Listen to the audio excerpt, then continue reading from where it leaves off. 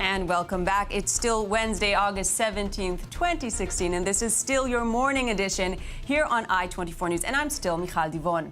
Today we bring you the fourth and final segment installment of our series on a new program that is bringing Israeli youth and young adults from various backgrounds to spend 3-week stints in a number of different communities in Israel and the occupied territories.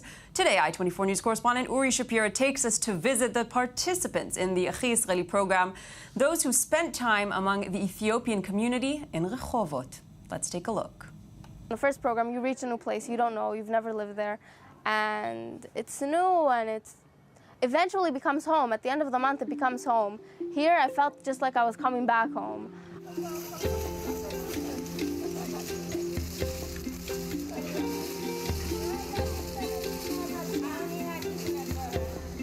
Members of ACHI Israeli group are reaching their final destination. After 3 months in different locations in Israel, they are now spending 3 weeks inside the Ethiopian community in Rehovot, central Israel.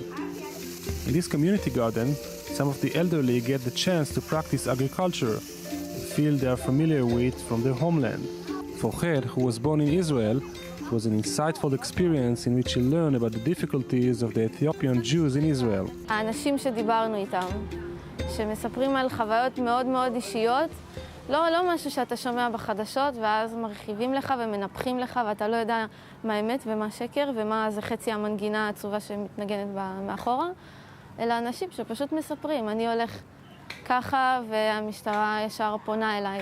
Most of the Ethiopian Jews came to Israel in the mid-1980s and 1990s, but many of them still face discrimination, suspicion, and sometimes even police brutality.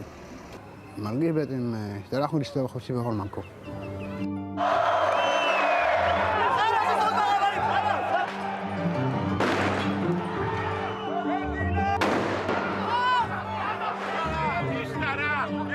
Last year, a series of mass protests drew media attention in Israel.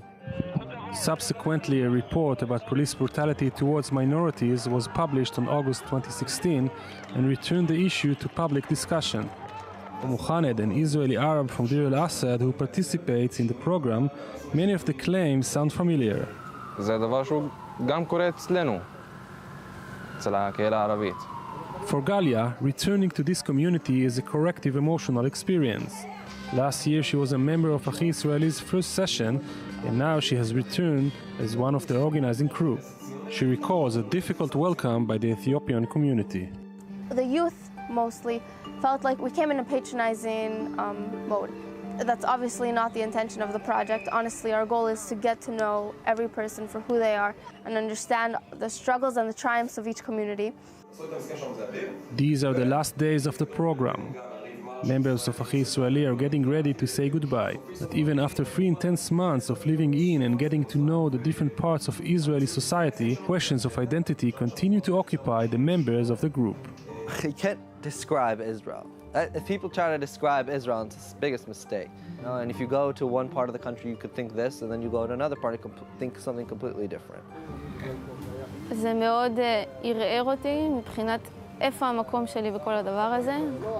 מי אני? כאילו, חשבתי שאני ישראלית, חשבתי שאני יהודייה מסורתית, חשבתי שאני הרבה מאוד דברים שקצת התערערו, כי ברגע שאתה פוגש אנשים שיש בהם כל כך הרבה אש למה שהם ומי שהם, וכל אחד אומר, זה ישראלי, זה ישראלי, זה ישראלי, אז קצת קשה למצוא את המקום שלך, אבל באיזשהו מקום זה גם מאוד חיבר אותי לעובדה שכן, אנחנו כור היתוך. Despite its small size and population, Israel makes for one of the most interesting and diverse countries in the world. Perhaps 3 months are not enough to understand this country, but for many in the ACHI Israeli project, it was the first step to a long journey to come.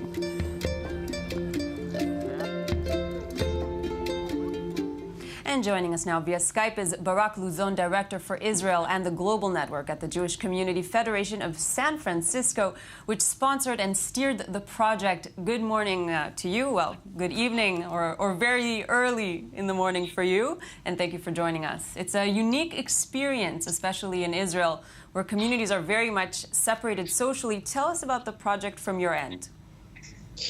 So thank you for having me. The project from our end is actually one major, quite extraordinary exemplar of what's probable in the Israeli society.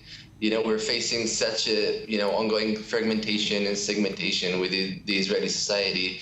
And as part of a federation who really aimed at strengthening Israel as a pluralistic and democratic society with equal opportunities for all its citizens, Hinam and ACHI Israeli are the right way, from our perspective, to bring people together, not telling them what to do and how to feel, but rather giving a platform for different people to come up and figure it out together by themselves. And are you looking to replicate this format in other areas? It's interesting that San Francisco is looking at the Israeli society. What about other areas?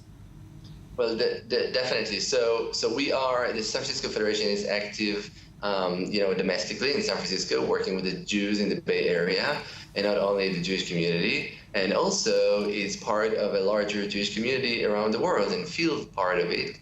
Therefore, a major percentage of its allocation is actually, goes out from San Francisco, working, with Jews in Budapest and in Berlin and in Warsaw and the former Soviet Union and other places in the world. In Israel, we really intend on expanding the idea of ACHI Israeli and Hinam to Israeli campuses, to Jerusalem, to the city of course, the city of law, the city of, other cities and major places where the different tribes of Israel are already together, but they just coexist. They don't really interact.